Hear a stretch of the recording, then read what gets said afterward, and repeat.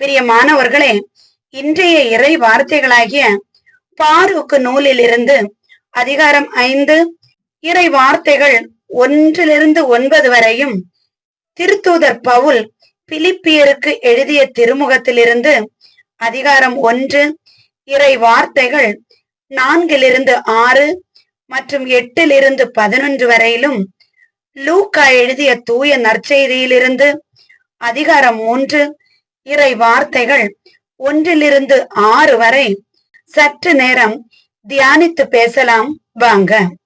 பிரியமானவர்களே, இந்த 3 இறை வார்த்தைகளையும் ஒன்றோடொன்று தொடர்பு படுத்தி முதலாவதாக 3 தலைப்புகளை எடுத்துள்ளேன். 1, கடவுள் அருளும் ஒளி, நேர்மை வாழ்க்கை மற்றும் மீட்பு. 2, கடவுளின் சாந்தமும் நம்மை மாற்றும் அழைப்பும். 3, புண்ணிய வாழ்விற்கு ஒரு அழைப்பு. வாங்க பார்க்கலாம். பிரியமானவர்களே, இந்த 3 தலைப்புகளிலும் நாம் சற்று சிந்தித்து பார்ப்போம். தலைப்பு 1, கடவுள் அருளும் ஒளி, நேர்மை வாழ்க்கை மற்றும் மீட்பு. இந்த தலைப்பில் பாரூக்கு நூலிலிருந்து அதிகாரம் 5 இறை வார்த்தைகள் 1-9 வரை நாம் பார்க்கும்போது, பிரியமானவர்களே, இன்னொன்று, பாரூக்கு நூல் பரிசுத்த வேதாகமத்தில் இருக்காது.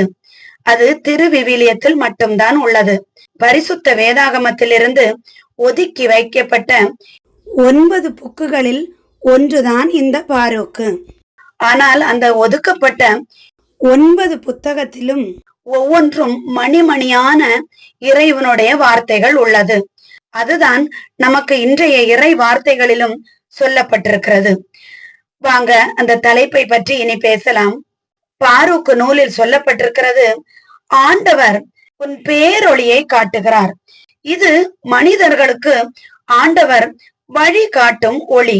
பாரூக்கு நூல் இஸ்ரவேலின் மீட்சியை அடிப்படையாக கொண்டுதான் மக்களுக்கான ஒரு மகிழ்ச்சியான வார்த்தையை வழங்குகிறது.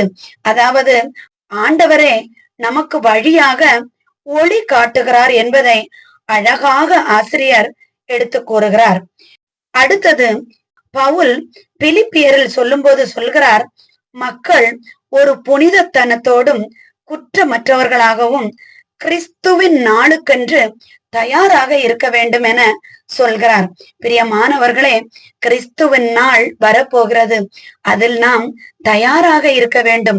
இப்போ அந்த காலங்களை பற்றி தான் நம்ம படிச்சிட்டு இருக்கோம். அந்த 10 கன்னிகைகளில 5 கன்னிகைகளை நினைத்து பாருங்கள், எவ்வளவு அழகாக தயாராக இருந்தார்கள்.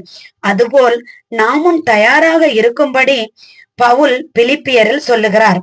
அடுத்ததாக லூக்கா 3ஆம் வசனத்தில் பார்க்கும்போது, இயேசுவின் வருகையால் அனைத்து மனிதருக்கும் மீட்பு அடைய முடியும், அதாவது ரட்சிப்பை காண்பார்கள் என வேதாகமும் குறிப்பிடுகிறது. இதிலிருந்து நாம் பார்க்கும்போது, ஆண்டவராகிய இயேசு கிறிஸ்துவே ஒளி. கிறிஸ்துவின் அழைப்பு மற்றும் ரட்சிப்பு ஒரே பயணமாக உள்ளது.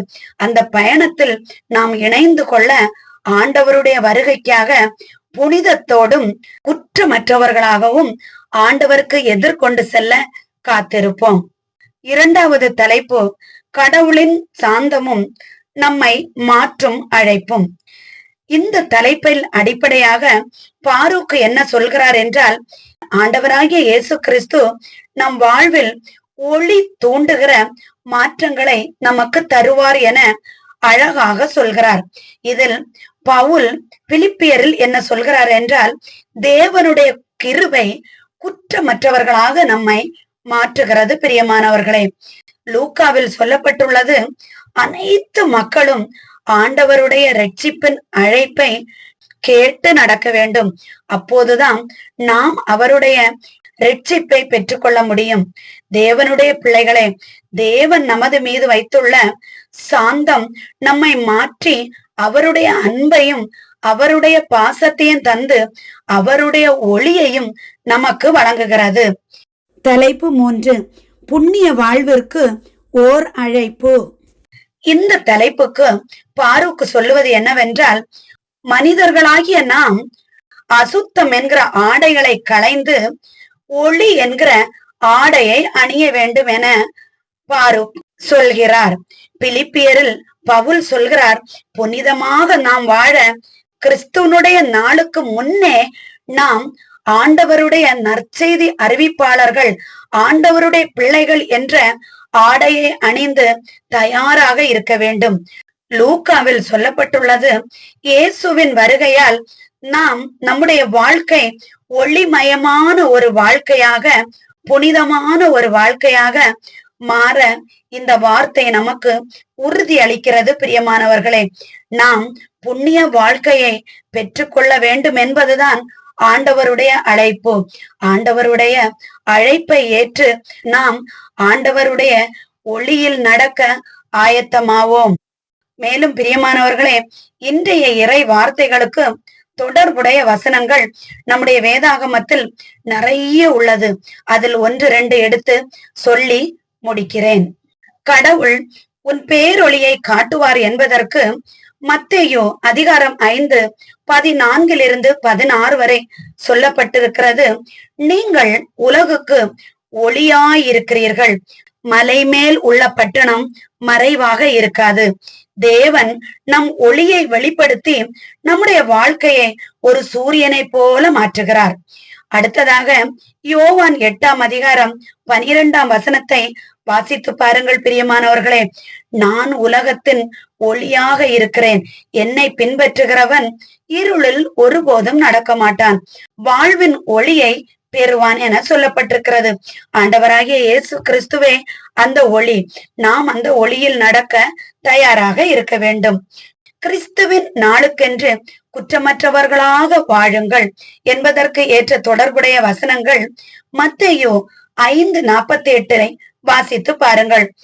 இந்த வசனத்தில் சொல்லப்பட்டிருக்கிறது, உங்கள் பரலோக பிதாவை போல் பரிபூரணமாக இருங்கள். பவுலுடைய அழைப்பை மத்தேயு உறுதி செய்கிறது. பிரியமானவர்களே, புனிதமும் பரிபூரணமுமாக நாம் வாழ வேண்டும். இன்னும் கொலசேயர் அதிகாரம் 3 இறை வார்த்தைகள் 12-13 சொல்லப்படுகிறது, கடவுளால் தேர்ந்தெடுக்கப்பட்டவர்களாகவும் பரிசுத்தர்களாகவும் இருங்கள். இது நம் வாழ்க்கையில் இயேசுவின் கிருபையால் ஏற்படக்கூடிய மாற்றத்தை சொல்கிறது.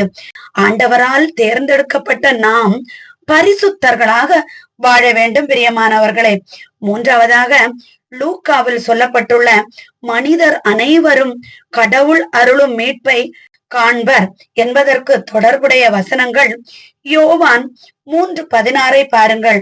பிரியமானவர்களே, பிதாவாகிய தேவன் உலகத்தை அளவு கடந்தபடி நேசித்ததால் தன்னுடைய ஒரே குமாரனை நமக்காக கொடுத்தார். ஆண்டவராகிய இயேசு கிறிஸ்துவனுடைய ரட்சிப்பு ஒரு பரந்து விரிந்த கிருபையாக நமக்கு கிடைக்கிறது.